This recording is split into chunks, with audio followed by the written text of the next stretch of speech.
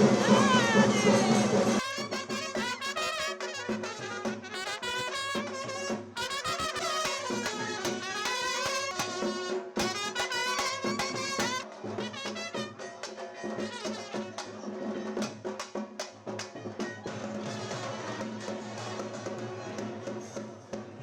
বাসন্তী পূজা উৎসবমুখর পরিবেশে আজকে আমাদের মহান স্বাধীনতা দিবস একই দিনে দুটো উৎসব অন্যরকম একটি আনন্দময় পরিবেশ এখানে তৈরি করেছে এবং আমরা এটাই চাই সরকারের পক্ষ থেকেও, যেখানে ধর্মবর্ণ নির্বিশেষে সকল মানুষ তাদের অধিকার এবং মর্যাদা নিয়ে বাস করবে, একটা মুক্ত পরিবেশে তাদের ধর্মীয় আচার অনুষ্ঠান তারা পালন করবে।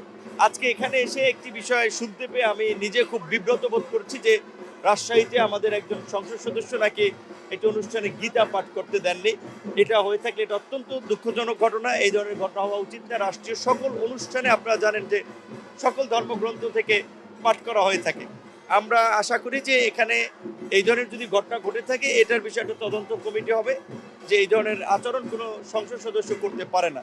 এবং বর্তমান প্রধানমন্ত্রী তারেক রহমান নির্বাচনের আগেও যেভাবে কমিটমেন্ট দিয়েছিলেন যে নির্বাচনের পর এখানে সকল সম্প্রদায়ের লোকেরা যেন তারা একটা নিরাপদ পরিবেশে নিরাপত্তার সাথে বসবাস করতে পারে, নির্বাচনের পরেও ক্যাবিনেটের মিটিংয়ে এবং বিভিন্ন এলাকার এমপিদেরকেও নির্দেশনা দিয়েছেন যার যার এলাকার হিন্দু সম্প্রদায় সহ অন্যান্য সম্প্রদায়ের সংখ্যালঘু মানুষের অধিকার মর্যাদার বিষয়ে যেন তারা সচেতন থাকে। তো রমনা কালী মন্দির এবং আনন্দময়ী আশ্রম এটি তো উপমহাদেশের মধ্যে একটি ঐতিহ্যবাহী তীর্থস্থান।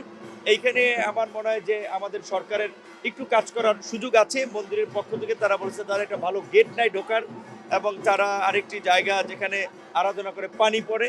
তো আমরা কথা বলেছি আমাদের স্থানীয় সরকার মন্ত্রণালয়ে মসজিদ, মন্দির, প্যাগোডা, ধর্মীয় প্রতিষ্ঠান সংস্কারের জন্য করা একটা বাজেট আছে, কিন্তু আশা করি এই মন্দিরের জন্য আমরা বাজেটের মধ্যে দিয়ে এখানকার যে কাজগুলো অসমাপ্ত আছে সেগুলো আমরা সমাপ্ত করব।